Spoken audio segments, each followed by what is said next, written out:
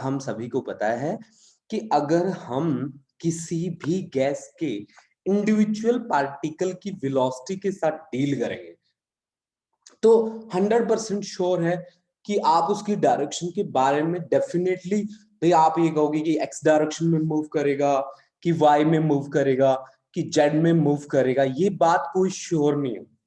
बिल्कुल ये बात तो सभी को पता है कि उनके जो हर एक मॉलिक्यूल है गैस का, हर एक मॉलिक्यूल अलग अलग डायरेक्शंस में ट्रेवल करेगा, अलग अलग डायरेक्शंस में ट्रेवल करेगा।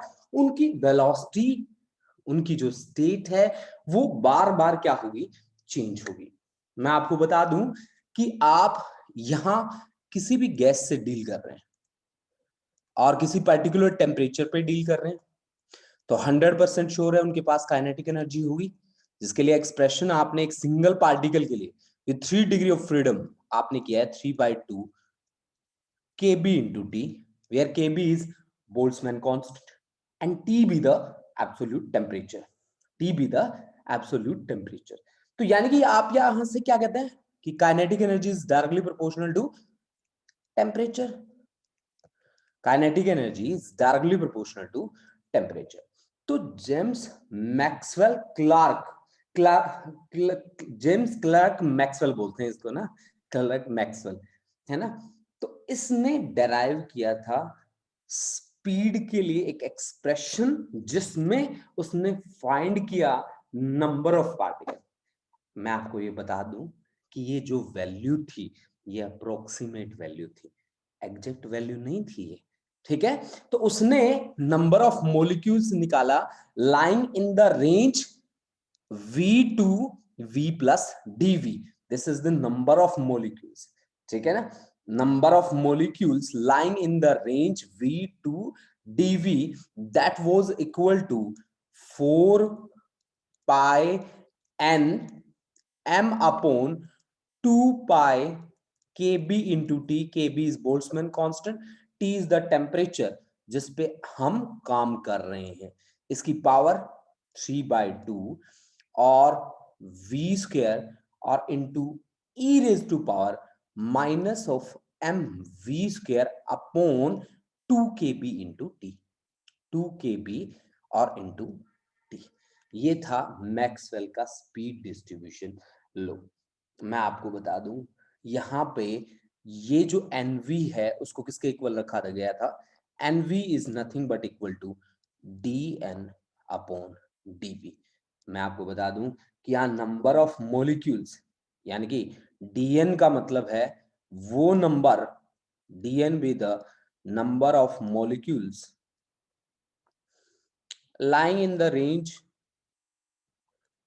lying in the range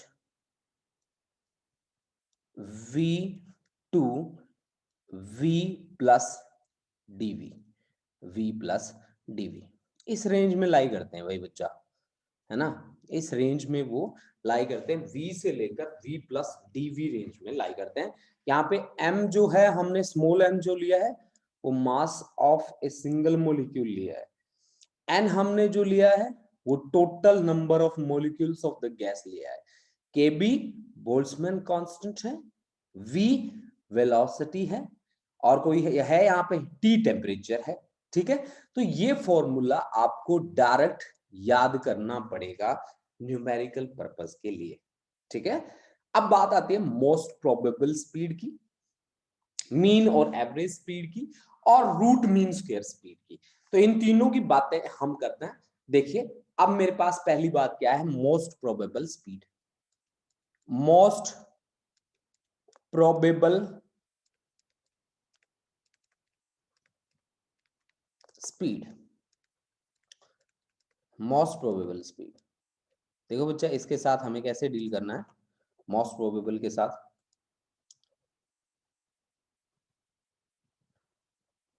E exponential होता है बच्चे, एक्सपोनेंशियल होता है जिसकी कांस्टेंट वैल्यू होता है, लॉगरिथम और एक्सपोनेंशियल एक दूसरे के रेसिप्रोकल होते हैं, ठीक है। देखो भाई आगे हम अपनी बात को आगे बढ़ाते हैं।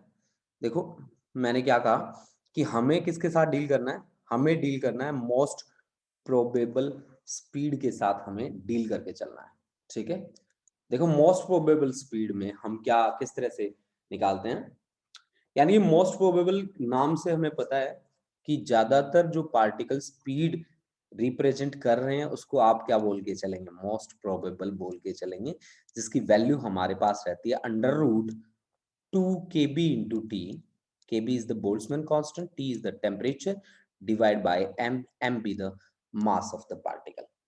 इसी तरह से जब मैं मीन और एवरेज की बात करता हूं तो एवरेज स्पीड मेरे पास क्या रहती है, c average, this is 8 kb into t by m into pi, m into pi, this is average. RMS की अगर मैं बात करूं तो C RMS that is equal to 3 kb into t और divide by m with root. तो ये तीनों की तीनों स्पीड हैं जो आपको प्रिपेयर करके चलनी है, मोस्ट प्रोबेबल, एवरेज और मीन भी बोल देते हैं इसे, और रूट मीन स्क्वायर। ये तीनों की तीनों स्पीड्स हैं जिनके साथ आपको डील करके चलना है। अब अगर आपसे कोई कहे कि आप हमें ये बताइए कि मोस्ट प्रोबेबल का रेशियो एवरेज के साथ, इसका रेशियो आरएमएस के साथ, इनकी वैल्यू आपके पास क्या रहेंगी, तो देख लो। देखो kb into T by M हर एक में है, बाकी जो चीज बचती है उसे बाहर निकाल लो। Under root 2 kb into T by M, ratio किसके साथ, 8 बाय पाई का रूट अलग से रख लो और kb into T by M, ratio last वाला अंडर रूट 3 अलग रखो, kb into T by M को अलग रखो विद रूट। जो कैंसिल आउट हो रहा है कैंसिल कर दीजिए। ये देखिए, तो आपके पास इन तीनों की रेशियो किसके बराबर आई, under root 2 ratio 8 upon pi ratio under root 3। This is the ratio of most probable to average to RMS, ठीक है ना, टू आरएमएस। ये आपके पास क्या आ गई, रेशियो आ गई इन तीनों की, मोस्ट प्रोबेबल की भी, एवरेज की भी और आरएमएस की भी। ये तीनों के तीनों रेशियो आपके सामने है, ठीक है ना बच्चा। इन तीनों को आपको प्रिपेयर करना पड़ेगा, इन तीनों को प्रिपेयर करने के अलावा हमारे पास कोई ऑप्शन नहीं है। अब हम बात करने वाले हैं डिग्री ऑफ फ्रीडम की। डिग्री ऑफ फ्रीडम देखो हम किस तरह से कैलकुलेट करेंगे। हमारे पास मोनो एटॉमिक गैस है, डाई एटॉमिक गैस है और ट्राई एटॉमिक गैस है। ट्राई एटॉमिक में 3 एटम्स हैं, मोनो सिंगल है, ठीक है, डाई में 2 हैं, ठीक है, और ट्राई में 3 है। देखो डिग्री ऑफ फ्रीडम, जब मैं बात करता हूं ना डिग्री ऑफ फ्रीडम की, तो मैं कहता हूं कि डिग्री ऑफ फ्रीडम का मतलब है कम से कम नंबर कोऑर्डिनेट्स का, कम से कम नंबर कोऑर्डिनेट्स का that can explain या that can define, बोलो, that can define a physical quantity completely, a physical quantity completely, quantity completely, completely, completely, ठीक है ना। कम से कम नंबर कोऑर्डिनेट्स का जो एक फिजिकल क्वांटिटी को कंप्लीटली डिफाइन कर जाता है वही डिग्री ऑफ फ्रीडम कहलाता है। डिग्री ऑफ फ्रीडम निकालने के लिए number of degree of freedom, number of degree of freedom हमारे पास रहता है 3n minus R, 3n minus are, ये होता है number of degree of freedom. अब n क्या होता है, number of molecules, number of molecules या नंबर ऑफ एटम्स, ठीक है। और आर क्या रहता है हमारे पास, इंडिपेंडेंट रिलेशन। अब इंडिपेंडेंट रिलेशन किस तरह से आप रिप्रेजेंट करके चलेंगे वो भी मैं आपको बताता हूं, इंडिपेंडेंट रिलेशन। अब आप बताओ बच्चा कि अगर आप मोनो एटॉमिक गैस के साथ डील कर रहे हैं, मान लीजिए आपके पास है mono atomic gas, first case में ले रहा हूं मोनो एटॉमिक गैस के लिए, तो मोनो एटॉमिक गैस आपके पास है और मोनो एटॉमिक गैस का मतलब है नंबर ऑफ एटम्स यहाँ पे क्या है मेरे पास, n की वैल्यू जो है वो 1 है। अब 1 है तो वो रिलेशन किसके साथ बनाएगा, किसी के साथ, किसी के साथ नहीं, तो r कितना रहेगा 0। तो number of degree of freedom कितना रहेगा, number of D of degree of freedom, number of degree of freedom n की जगह 1 रखो तो 3 इंटू 1 माइनस 0 दिस इज 3। मतलब एक सिंगल पार्टिकल, अगर एक सिंगल एटम है आपके पास तो उसके पास डिग्री ऑफ फ्रीडम कितना रहेगा, 3 रहेगा। अब इसी की जगह मोनो की जगह डायटोमिक गैस की बात करता हूं, डायटोमिक गैस, डायटोमिक गैस की बात करता हूं और देखता हूं कि मेरा रिजल्ट क्या रहने वाला है। डायटोमिक गैस की बात करते हैं बच्चा लोग, ठीक है ना। डायटोमिक गैस की बात करेंगे तो डाई का मतलब 2, नंबर ऑफ एटम्स यहाँ पे कितना हो गया मेरे पास, नंबर ऑफ एटम्स मेरे पास हो गया 2, n इज इक्वल टू 2 हो गया बेटा। भाई मान लो आपके पास एक एटम है, ये वाला जो मैं आपको अभी रिप्रेजेंट करने वाला हूं, एक ये वाला एटम है, दिख रहा है आपको, और एक ये वाला एटम है। इन दोनों के बीच इंडिपेंडेंट रिलेशन कितने हो सकते हैं, तो मैं तो कहूंगा जी एक इंडिपेंडेंट रिलेशन हो सकता है, इनके बीच जो सेपरेशन है वो कांस्टेंट रह जाए, यानी कि यहां दोनों के बीच एक इंडिपेंडेंट रिलेशन हो सकता है, that means r is equal to 1। ये इंडिपेंडेंट रिलेशन है कि हाँ जी इनके बीच का जो सेपरेशन है उसको हम कांस्टेंट रख सकते हैं किसी ना किसी तरीके से, ठीक है। r इज इक्वल टू 1, अगर r इज इक्वल टू 1 ले लिया मैंने तो number of degree of freedom कितना आएगा, number of degree of freedom मेरे पास आ जाएगा 3n minus R, 3n minus R, n की वैल्यू है मेरे पास 2 और r है 1, तो ये 5 डिग्री ऑफ फ्रीडम रहेंगी किसके लिए, डाई एटॉमिक गैस के लिए। अगर मैं बात करता हूं ट्राई एटॉमिक गैस के लिए, अब बात आ गई भाई ट्राई एटॉमिक गैस के लिए, तो ट्राई एटॉमिक गैस के लिए मैं कैसे बात करूंगा, देख लेते हैं चलो। Try atomic gas, try atomic gas के लिए हम बातें करने वाले हैं बच्चा लोग। देखिए ट्राई एटॉमिक गैस में नंबर ऑफ एटम्स हमारे पास कितने हैं, 3 हैं। तो तीनों में एक तो लीनियर रिलेशन बन सकता है। लीनियर रिलेशन कैसे बन सकता है कि भाई मैंने एक ये एटम लिया, ठीक है, दूसरा एटम यहां बैठा दिया और तीसरा इसी लाइन में हमने बैठा दिया, ये ऐसे। तो इन तीनों में इंडिपेंडेंट रिलेशन कितने बन चुके हैं, अब आप चेक कर लीजिए, आप चेक कर सकते हैं यहां से इंडिपेंडेंट रिलेशन कितने बन चुके हैं, तीनों के तीनों एक लाइन में है, तो यहाँ पे नंबर ऑफ इंडिपेंडेंट रिलेशन, एक ये डिस्टेंस हम कांस्टेंट रख सकते हैं, एक इन दोनों के बीच का डिस्टेंस कांस्टेंट रख सकते हैं। अगर लीनियर, तीनों के तीनों लीनियर डिस्ट्रीब्यूशन में हैं, तो एक यहाँ पे रिलेशन बना, एक यहाँ पे बना, तो इंडिपेंडेंट रिलेशन बन गए हमारे 2। तो डिग्री ऑफ फ्रीडम, तो number of degree of freedom, इसके लिए हमें क्या करना पड़ेगा, 3n minus R, number of particles कितना है 3, इंडिपेंडेंट रिलेशन कितने हैं 2, तो 9 minus 2 that is 7 B the number of degree of freedom in case of linear distribution of the particles. अगर पार्टिकल्स का या एटम्स का लीनियर डिस्ट्रीब्यूशन ना होता तो क्या होता, ना होता तो ये देखो मैं ऊपर बना रहा हूं एक छोटा सा डायग्राम, ठीक है। मान लीजिए कि आपके तीनों के तीनों पार्टिकल कुछ इस तरह से अरेंज हैं, नॉन लीनियरली अरेंज हैं ऐसे, ये देखो भाई बच्चों तीनों एक ट्राइंगल में मैंने अरेंज कर दिए ऐसे, ठीक है ना, ये देखो ऐसे, ये एक ट्राइंगल यहां इसके लिए बना दी मैंने, ये देखो एक ये और एक ये देखो ये तीनों के तीनों मैंने ट्राइंगल में एडजस्ट कर दिए।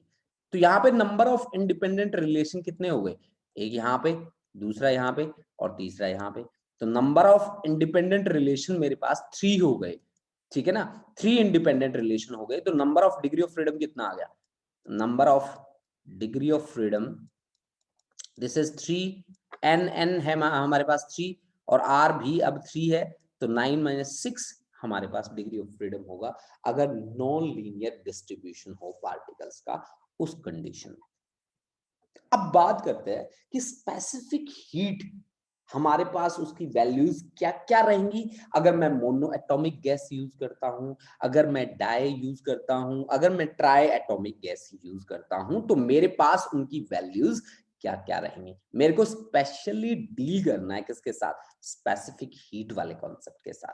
स्पेसिफिक हीट जिसमें मैं सीपीसीवी की बातें भी करूंगा और जिसमें मैं स्पेशली गामा की बातें भी करूंगा, ठीक है ना, मैं गामा की बातें भी करूंगा। Gamma is the ratio of two specific heats specially, ठीक है ना। Gamma is the ratio of two specific heats, मेरी बात में बार बार सुन लो, gamma is Cp upon Cv, जिसकी बातें मुझे करनी है अब इस कॉन्सेप्ट में। ठीक है, ये देखो बच्चा, मैं कैसे ये सारी बातें करके चलूंगा। चलो स्टार्ट करते हैं अपना आर्टिकल। देखिए कैसे हमें स्टार्टिंग करनी है। देखो मेरा जो अब कॉन्सेप्ट है, जिस कॉन्सेप्ट के साथ मैं डील करने वाला हूं, वो स्पेसिफिक हीट कैपेसिटी मेरे को निकालनी है। I have to calculate, what I have to calculate? I have to find value of specific heat capacity, specific heat capacity for monoatomic gas, diatomic gas and triatomic gas. For monoatomic, diatomic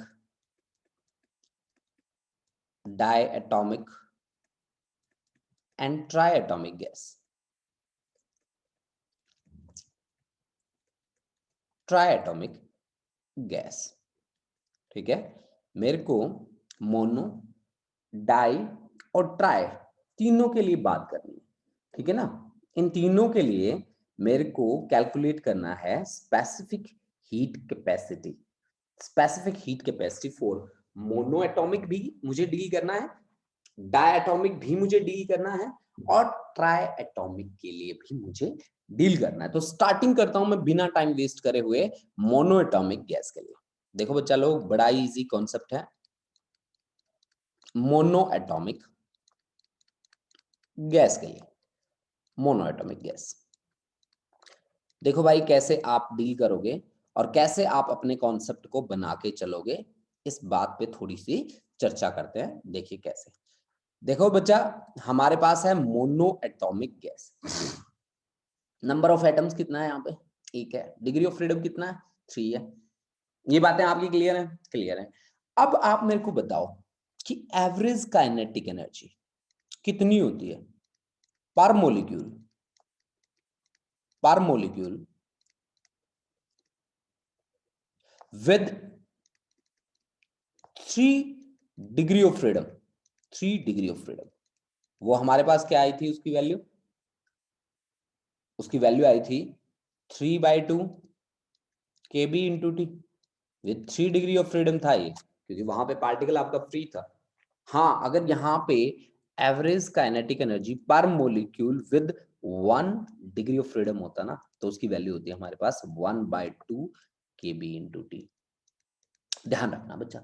लेकिन mono में हमारे पास 3 degree of freedom है, तो ठीक है, हमारे पास कितनी value आ गई उसकी? 3/2 kb इंटू टी। अब देखो बच्चा, मैं 1 ग्राम मोल ऑफ आइडियल गैस लेके चला हूं। सभी को पता है कि यहाँ पे मेरे पास जो गैस है वो 1 मोल ऑफ आइडियल गैस है। मान लीजिए मेरे पास ये डब्बा है पूरा, इस डब्बे में 1 मोल ऑफ आइडियल गैस भरी पड़ी है। 1 मोल ऑफ आइडियल गैस, ठीक है, 1 मोल ऑफ आइडियल गैस, 1 मोल। अब आपको टोटल इंटरनल एनर्जी निकालनी है।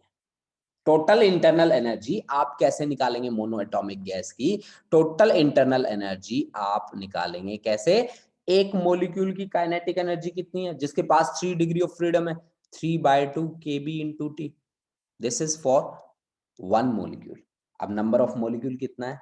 एवोगैड्रोस नंबर के बराबर है, ठीक है ना।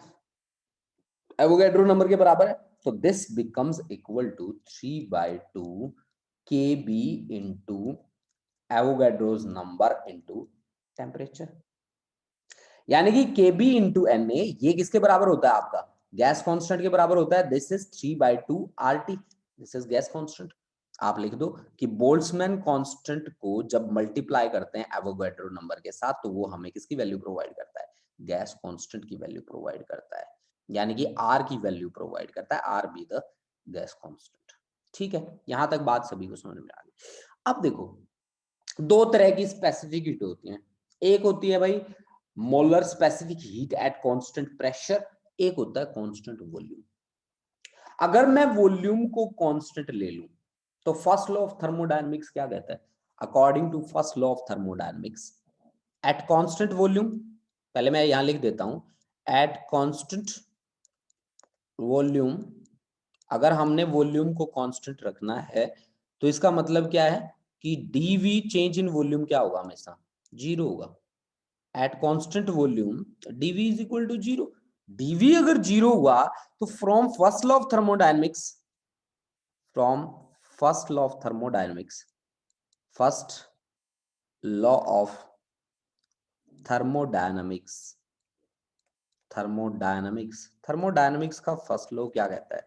थर्मोडायनामिक्स का फर्स्ट लॉ आपको कहता है कि dq is equal to du plus dw, dq is equal to du plus dw, और dw की वैल्यू कितनी होती है? pdv। तो du प्लस pdv, अब pdv dv तो जीरो हो गया, तो इसका मतलब dq इज इक्वल टू क्या हो गया? dq is equal to du, dq is equal to du। अब मुझे पता है कि मोलर स्पेसिफिक हीट की वैल्यू क्या होती है। Molar specific heat, as I know कि मोलर स्पेसिफिक हीट की वैल्यू है क्या, as I know, as I know कि molar specific heat C that is equal to dq by dt, temperature वाला T है ये। तो dq की वैल्यू कितनी है, ऊपर देखो, dq by dt that is equal to, यानी कि dq तो आ गया ना मेरे पास, चलो ठीक है, dq को निकालो एक बार, ठीक है। तो आपके पास dq by dt is equal to this, तो फिर मैं इसको कैसे सॉल्व करूंगा भाई? c इज इक्वल टू, मेरे पास ये आ गया, तो u इज इक्वल टू मैं कैसे निकालूंगा यार, बड़ी प्रॉब्लम हो गई जी। यानी कि ये कैसी है, cv, cv है ना, तो इसका मतलब हुआ कि dq is equal to cv और इंटू dt, ठीक है जी, dq is equal to cv into dt।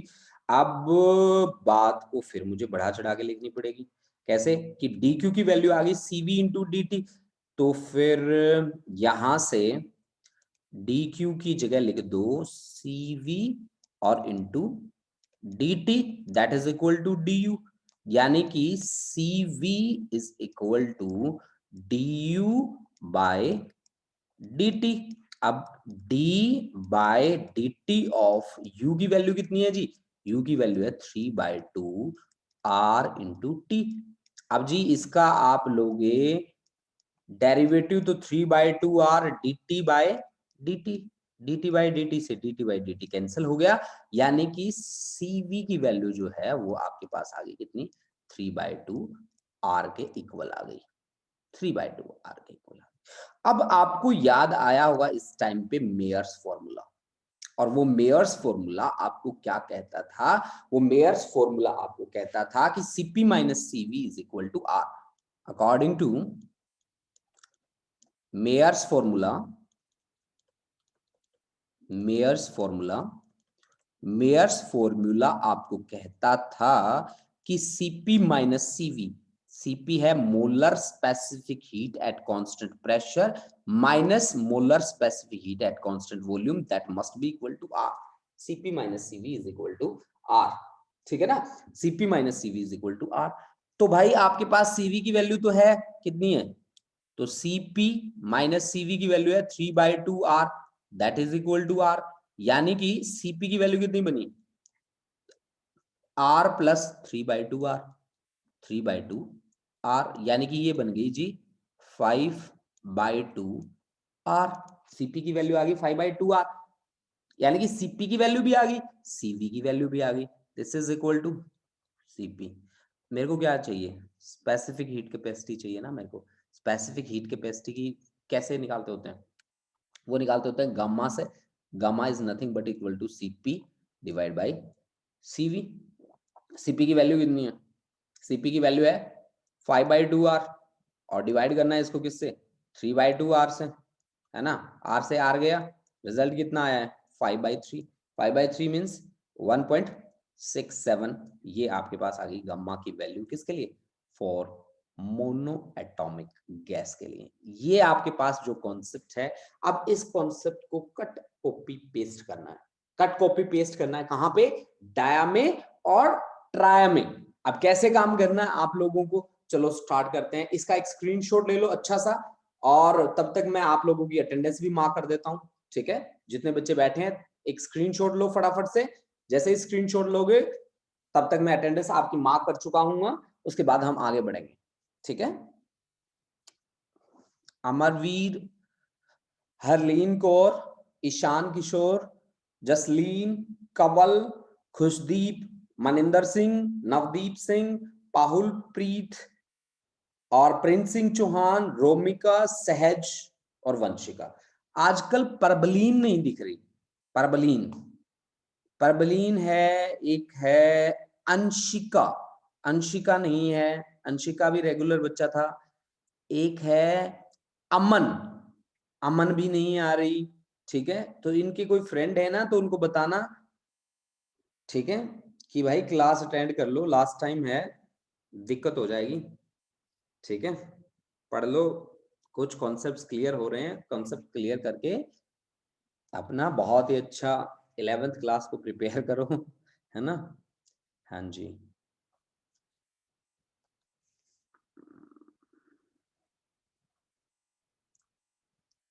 अच्छा ठीक है बेटा, ठीक है, अमन आई थी, चलो चलो कोई बात नहीं, अमन की अटेंडेंस लगा देते हैं हम, है ना, अमन की अटेंडेंस में मार्क कर देता हूँ, कोई बात नहीं, ठीक है।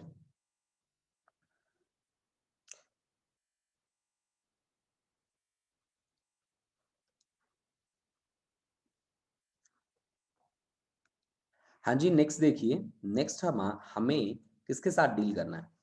हमने अब तक मोनो एटॉमिक गैस के साथ डील किया है, अब हमें डाई के साथ भी डील करना है और ट्राई के साथ भी डील करना है, क्योंकि डाई और ट्राई में हमने अब तक काम नहीं किया, ठीक है ना। डाई का मुझे पता है कि डाई में नंबर ऑफ एटम्स मेरे पास 2 हैं, डिग्री ऑफ फ्रीडम मेरे पास 5 है, ठीक है ना, 5 डिग्री ऑफ फ्रीडम है। तो इसके साथ मैं कैसे डील करूंगा, ये बात अब मेरे लिए चैलेंजिंग है, ठीक है। अब मेरा जो कॉन्सेप्ट है, नेक्स्ट जो कॉन्सेप्ट आया मेरे पास, वो डाई के लिए आया है, ठीक है ना, डाई के लिए, ठीक है। परबलीन की तबीयत ठीक नहीं है, चलो कोई बात नहीं, ठीक है। देखो बच्चा, अब हम बात करते हैं डाई एटॉमिक गैस के लिए, डाई एटॉमिक गैस के लिए, ठीक है। डाई एटॉमिक गैस में number of degree of freedom, number of degree of freedom, degree of freedom कितना होगा, 5 होगा। अब आप बताओ मुझे, एवरेज काइनेटिक एनर्जी कितनी थी, एवरेज काइनेटिक एनर्जी, ठीक है, पर मोलिक्यूल, पर molecule with 1 degree of freedom, 1 degree of freedom, 1 degree of freedom हमारे पास था 1/2 kb इंटू टी के बराबर, 1/2 kb इंटू टी के, ठीक है। अब मेरे पास number of degree of freedom कितनी है, 5। Average kinetic energy per molecule with 5 degree of freedom कितना रहेगा, 5/2 kb इंटू टी के बराबर, 5/2 kb इंटू टी के बराबर, ठीक है ना बच्चा, 5/2 kb इंटू टी। मतलब ये एक मोलिक्यूल जिसके साथ 5 डिग्री ऑफ फ्रीडम है ना, उनकी काइनेटिक एनर्जी आ गई। तो अब अगर मेरे पास 1 मोल ऑफ आइडियल गैस है, भाई मैंने कितना आइडियल गैस लिया, 1 मोल ऑफ आइडियल गैस लिया, ये देखिए मेरे पास इस कंटेनर में 1 मोल ऑफ आइडियल गैस है, ठीक है, n इज इक्वल टू 1 रखना होता है ना। तो इस पूरी आइडियल गैस की टोटल काइनेटिक एनर्जी बता दीजिए, टोटल काइनेटिक एनर्जी कितना होगा बताओ। टोटल एक मोलिक्यूल की है 5/2 kb into T, total number of molecules है एवोगैड्रो नंबर के बराबर, तो ये बन जाएगा आपके पास 5/2 R T, 5/2 into R into T, ठीक है। तो ये आपके पास रहेगा total kinetic energy, kinetic energy. या आप ये कह सकते हैं कि हमारे पास जो रिजल्ट आया है, ठीक है, वो क्या आया है, किसके लिए आया है, पूरे पूरे 1 मोल ऑफ आइडियल गैस की टोटल काइनेटिक एनर्जी के लिए हमारा रिजल्ट आ गया, ठीक है ना। या आप इसको काइनेटिक एनर्जी को इंटरनल एनर्जी बोलते हैं ना, तो आप इसको यू बोल सकते हैं, this is also equal to U, ठीक है, क्योंकि internal energy is directly proportional to किसके, टेम्परेचर के, and temperature is directly proportional to kinetic energy ना। ठीक है जी, ठीक है। अब देखो बच्चों, अब हमारा सबसे इंपॉर्टेंट बात स्टार्ट होता है।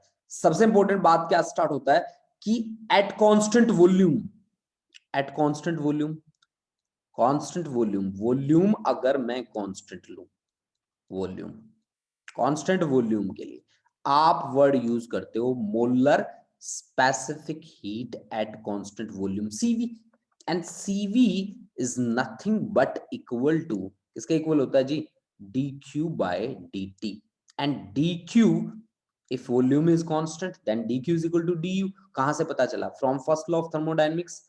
ठीक है, फर्स्ट लॉ ऑफ थर्मोडायनेमिक्स क्या कहता है, dq is equal to du plus dw की जगह pdv आपका जीरो हो जाता है, dq is equal to किसके इक्वल बन जाता है, du के। तो ये आपके पास बन गया जी dq du के बराबर du बाय dt।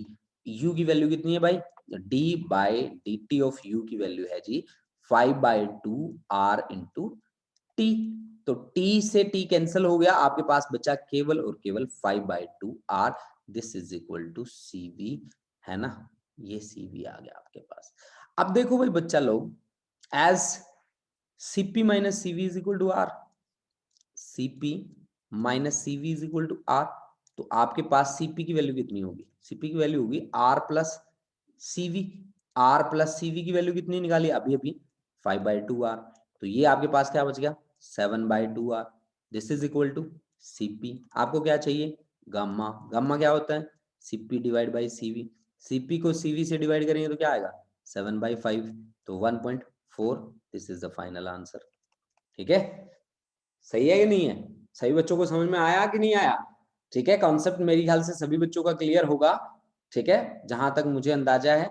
अब इसी तरह से आपको किसके साथ डील करना है बच्चा लोग, इसी तरह से आपको ट्राई एटॉमिक के साथ डील करना है। मैं यहां पे स्पेशली मेंशन करता हूं ट्राई एटॉमिक गैस। देखो भाई, ट्राई एटॉमिक गैस में number of degree of freedom एक बार 6 भी है, एक बार 7 भी है। यानी कि अगर आपके एटम्स बेचारे ऐसे बैठ जाते हैं, ऐसे एक लाइन में बैठ जाते हैं, लाइन बना के बापूजी के 3 बंदरों की तरह, तो फिर आपका कॉन्सेप्ट कुछ इस तरह से होगा। अगर लीनियर डिस्ट्रीब्यूशन है, अगर आपके पास लीनियर डिस्ट्रीब्यूशन है पार्टिकल्स का, इस सिचुएशन में number of degree of freedom कितना है, 7। तो अब आप बताइए कि 7 डिग्री ऑफ फ्रीडम के साथ टोटल काइनेटिक एनर्जी कितनी होगी, बताओ। 7 एवरेज, फिर आप ये देखिए average kinetic energy per molecule, पर molecule with 7 degree of freedom, with 7 degree of freedom, that should be equal to 7/2 kb into t। अब 1 मोल ऑफ गैस के लिए आपको टोटल काइनेटिक एनर्जी निकालनी है, तो total kinetic energy that is equal to 7/2 kb into t, multiplied कर दो इसको Na के साथ, then this is 7/2 r into t। This, अब at constant volume, at constant volume, volume अगर कांस्टेंट रहे तो फिर, वॉल्यूम अगर कांस्टेंट रहे तो CV आपके पास क्या रहेगा, CV की वैल्यू रहेगी 7/2 r के बराबर। ठीक है, यहां से CP भी निकाल लो, CP आपके पास होगा 9/2 r के बराबर। अब आपको गामा निकालना है, तो गामा इज इक्वल टू 9/7 रहेगा। देख लो क्या वैल्यू आएगी। इसी तरह से n इज इक्वल टू अगर 6 होता, number of degree of freedom अगर 6 होता, तो आपके पास टोटल काइनेटिक एनर्जी कितनी होती बताओ। टोटल काइनेटिक एनर्जी आपके पास होती 6/2, दिस इज 3/3 RT। और 3 RT टोटल काइनेटिक एनर्जी होती है आपके पास, तो CV की वैल्यू कितनी हो जाती, CV की वैल्यू हो जाती 3R। CP की वैल्यू कितनी हो जाती 4R। ठीक है, और गामा कितना हो जाता 4/3, यानी कि 1.33। ठीक है, यानी कि ये आपका सिंपल सी लैंग्वेज में एक बहुत ही बेहतरीन आंसर आ चुका है आप लोगों के पास। यानी कि आज हमने स्पेशली डील किया है स्पेसिफिक हीट के साथ, स्पेसिफिक हीट कैपेसिटी के साथ। मोनो के लिए भी बात कर दी हमने, डाई के लिए भी बात कर दी हमने, और ट्राई के लिए भी बात कर दी हमने। ठीक है, तो ये बहुत ही अच्छी बात है कि हमने हर एक कॉन्सेप्ट को बहुत ही बारीकियों से पढ़ लिया है। अब हम करते हैं मीन फ्री पाथ का कॉन्सेप्ट और उसके लिए डेरिवेशन। ये हमारा लास्ट आर्टिकल रहेगा, इसी आर्टिकल के साथ हमारा चैप्टर कंप्लीट हो जाएगा। और आज शाम वाली जो क्लास रहेगी हमारी, उसमें हम इसके एनसीईआरटी के न्यूमेरिकल पकड़ेंगे, उसके साथ साथ कुछ एक जनरल न्यूमेरिकल्स भी करेंगे, और कल का दिन हम कंप्लीट इसके लिए कंपटीशन वाले न्यूमेरिकल्स को देंगे। और परसों जो हमारा रहेगा वो हम स्टार्टिंग करेंगे ऑसिलेशन के साथ। ऑसिलेशन पार्ट को हम पहले निपटाएंगे, उसके बाद वेव पार्ट को निपटाएंगे। जैसे ही हमारे वो पार्ट कंप्लीट होंगे, हमारा सिलेबस कंप्लीट हो जाएगा। मतलब हमारा एक चैप्टर और रहता है, बस एक यूनिट और रहता है, सॉरी चैप्टर तो 2 रहते हैं उसमें, ठीक है। तो एक यूनिट हमारा लास्ट यूनिट होगा, उसी के साथ हमारा सिलेबस कंप्लीट हो जाएगा। तो जितना बच्चा हमसे यहाँ पे जुड़ा हुआ है, प्लीज आप रेगुलरली जुड़े रहिए हमसे, ठीक है। एक बात, आप रेगुलर जुड़े रहें, ठीक है। हम बहुत ज्यादा काम आपको नहीं कराएंगे, आप टेंशन ना लो कि जगत सर तो बहुत ज्यादा करवा देते होते हैं, ऐसा नहीं होगा, आराम से करेंगे हम, ठीक है। आप टेंशन ना लो, ठीक है। आपको 2-2 4-4 आर्टिकल ही पर डे करवाए जाएंगे, ठीक है। तो जितने बच्चे यहाँ पे बैठे हुए हैं, प्लीज अपने आप को बहुत ही अच्छे तरीके से अटैच रखें, बहुत ही अच्छे तरीके से जोड़ के रखें क्लासेस में, ठीक है। क्योंकि यहाँ पे बैठा जो बच्चा है वो मेरा रेगुलर बच्चा है। यहाँ बैठे हैं अमरवीर है, हरलीन है, जसलीन, कमल है, खुशदीप है, मनिंदर, नवदीप सिंह है, पाहुल प्रीत है, प्रिंस है, रोमिका, सहज और वंशिका। ये सारे बच्चे रेगुलर बच्चे हैं। तो बच्चों आज अगर मैं आपको इतना ही करवा दूं तो काम चलेगा इससे? हाँ जी अमरवीर बताओ। अब नेक्स्ट क्लास में मैं करवा दूं ये concept of mean free path, तो ठीक है? हाँ जी सर, कोई बात नहीं। हाँ, ये टॉपिक प्रिपेयर कर लोगे, तब तक एक बार रफली रीडिंग ले लोगे सभी बच्चे? Yes sir. ठीक रहेगा ना? क्योंकि एक बात हाँ मैं जी आपको बता दूं कि नोट्स में मैंने केवल एक आर्टिकल मेंशन करा है, मोनो वाला, डाई और ट्राई वाला मेंशन नहीं कर रखा मैंने उसमें, ठीक है। हाँ जी सर। तो थोड़ी मेहनत लगेगी, थोड़ी मेहनत करो, और इस टॉपिक को, डिग्री ऑफ फ्रीडम भी एक्सप्लेन नहीं किया हुआ उसमें, ठीक है। तो ये बात ध्यान सर आई रखना। थिंक हाँ जी, आरएमएस भी नहीं है उसमें। हैं? मेरे ख्याल से उसमें आरएमएस भी नहीं है नोट्स में। आरएमएस नहीं है? शायद नहीं है। चलो कोई बात नहीं, न्यूमेरिकली हमारी हेल्प कर देगा ना वो चीज, न्यूमेरिकली हेल्प कर देंगी वो बातें, ठीक है। चलो बच्चों, आज की क्लास हम यहीं पे करते हैं समाप्त, ठीक है। और मिलते हैं नेक्स्ट क्लास में कितने बजे? 3 o'clock, ठीक है। 3 बजे मिलते हैं, और 3 से 4 वाली क्लास हम कंडक्ट करेंगे। उसमें हम मीन फ्री पाथ का कॉन्सेप्ट करेंगे, और इससे जुड़े हुए सारे के सारे फॉर्मूलाज रिवाइज करेंगे, उस पे बेस फिर हल्के फुल्के न्यूमेरिकल्स करके देखेंगे, ठीक है। Thank you students, thank you बच्चा पार्टी।